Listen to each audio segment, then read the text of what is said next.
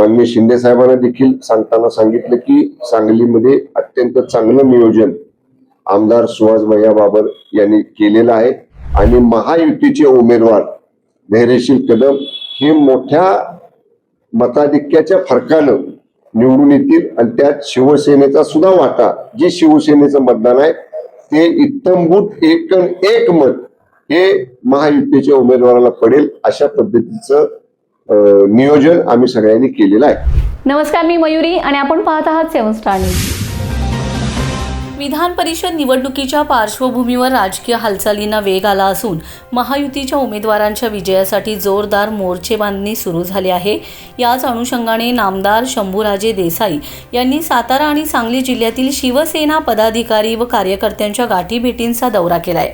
कार्यकर्त्यांशी संवाद साधत त्यांनी निवडणुकीसाठी आवश्यक नियोजनाचा आढावाही घेतलाय.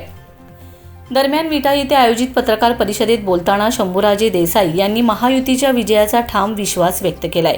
या विधान परिषद निवडणुकीत शिवसेनेचे सर्व मतदान महायुतीचे उमेदवार धैर्यशील कदम यांनाच मिळणार आहे.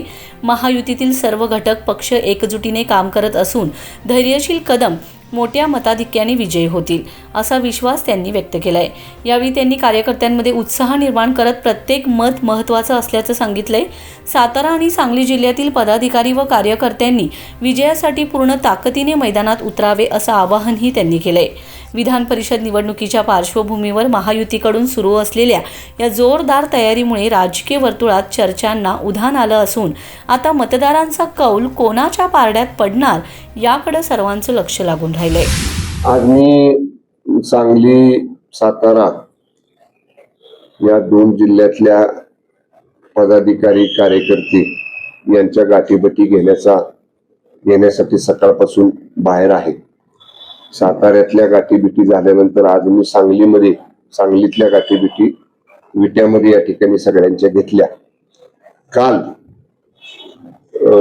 शिवसेना पक्षाचे मुख्य नेते आणि राज्याचे उपमुख्यमंत्री आदरणीय एकनाथजी शिंदे साहेबांनी या ठिकाणी स्पष्टपणाने या ठिकाणी आम्हाला सांगितलं की 11च्या 11 जागा महाराष्ट्र विधान परिषदेच्या ज्या आपण निवडणुका लढतोय त्या ठिकाणी महायुतीतल्या तिन्ही पक्षांनी महायुतीचा धर्म पाळायचा आहे आणि सातारा आणि सांगलीची जबाबदारी पहिल्यापासूनच साहेबांनी माझ्याकडे दिलेली आहे, पण आता हे मतदान करून घेण्याची सुद्धा जबाबदारी ही साहेबांनी या ठिकाणी काल पूर्ण ताकदीने या ठिकाणी मला सांगितलं की हे मतदान शिवसेनेचं सगळंच्या सगळं हे भारतीय जनता पक्षाच्या उमेदवाराला महायुतीच्या पडलं पाहिजे आणि म्हणून त्याप्रमाणे काल आमची सगळ्यांची फोनवर चर्चा झाली आणि आज काही प्रमुख लोकांच्या भेटी घेण्यासाठी या ठिकाणी मी आलो.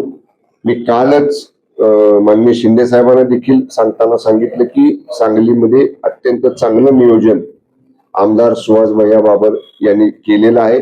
तरी सुद्धा मी उद्या जातोय आणि त्याप्रमाणे आज आम्ही सगळ्यांच्या भेटी घेतल्या. अत्यंत चांगलं वातावरण या मतदारसंघामध्ये आहे आणि महायुतीचे उमेदवार धैर्यशील कदम हे मोठ्या मताधिक्याच्या फरकानं निवडून येतील आणि त्यात शिवसेनेचा सुद्धा वाटा, जे शिवसेनेचं मतदान आहे ते इत्तंभूत एक मत हे महायुतीच्या उमेदवाराला पडेल अशा पद्धतीचं नियोजन आम्ही सगळ्यांनी केलेलं आहे. रमेश जाधव, 7 स्टार न्यूज, विटा.